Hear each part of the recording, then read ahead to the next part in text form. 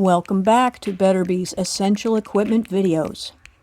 This is the second one, and it deals with your choices of hive boxes. There are just a few choices to tell you about. We're going to talk about the materials and the sizes you could pick in your first year. We'll also get into the choices for your bottom board and for your covers.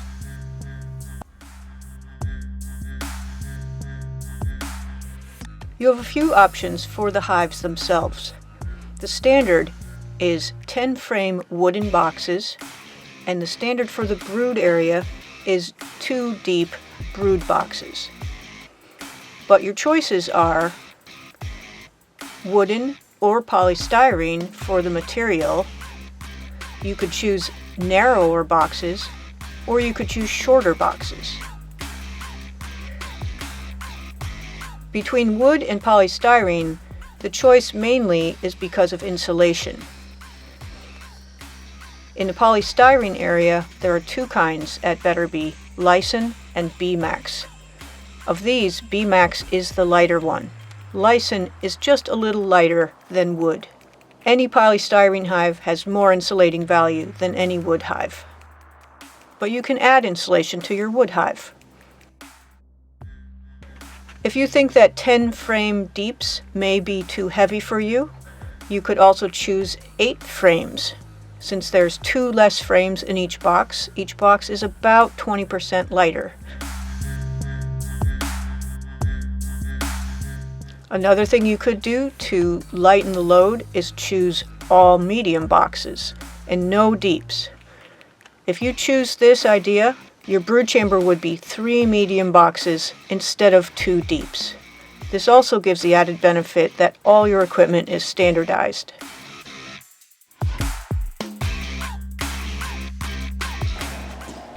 Now I wanted to show you a few other choices you have, not to get too confusing, but these are some of the more basic options. The bottom board can be what we call a solid bottom board. That's made out of wood. And the other choice is a screen bottom board. The screen bottom board has mesh screen on most of it, except where the landing board is solid wood. And it includes a little tray that you pull out. And this tray is used to count varroa mites. And varroa mites are a serious parasite of honeybees. And to count what falls through the tray and lands on this monitoring board is an important part of keeping track of how many mites your hive has. And that relates to whether you're going to treat them. During the spring and summer, it's almost certain that you're going to treat at least once, and probably once in the fall as well.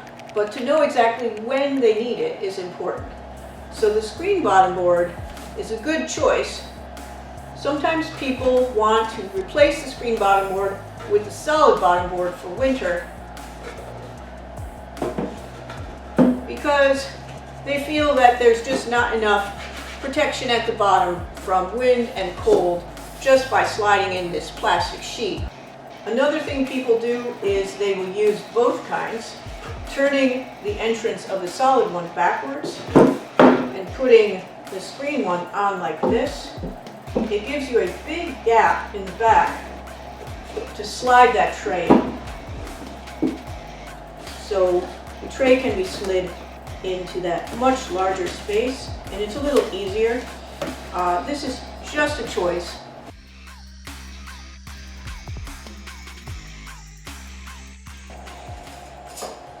So I've talked already about the entrance reducer, which is a way of helping a smaller colony to guard their entrance.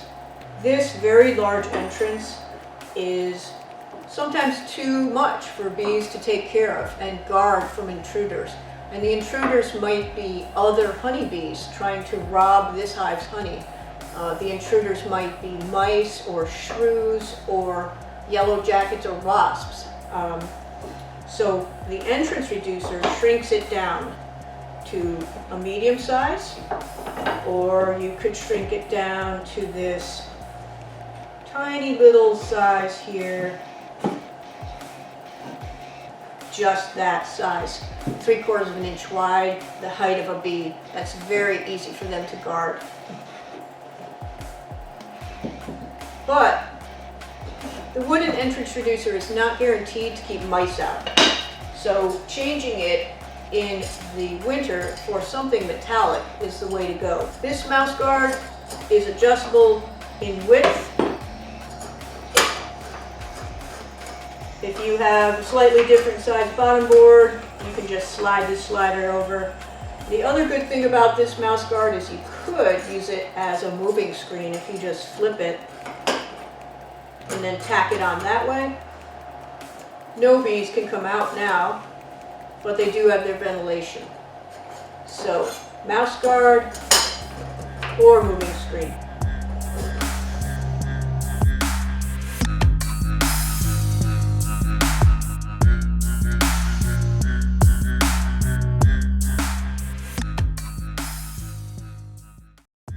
Choices on covers basically relate to insulation. This one is polystyrene, therefore it is insulation. It's very lightweight though. Some people don't like that, or they feel that it's not as durable. And your other choice then is the wooden telescoping hive cover. It's plywood, the edges are wood, and the top is a galvanized sheet of metal. You can certainly just use this, or you can add a sheet of insulation to it, and then that just goes between the two covers, like that. So this is equivalent to this. When you're using this one, you do not need to add any insulation board to it. And certainly any insulation board is a choice, but a piece of plywood plus metal is not much insulation for the winter. It's probably only about R1.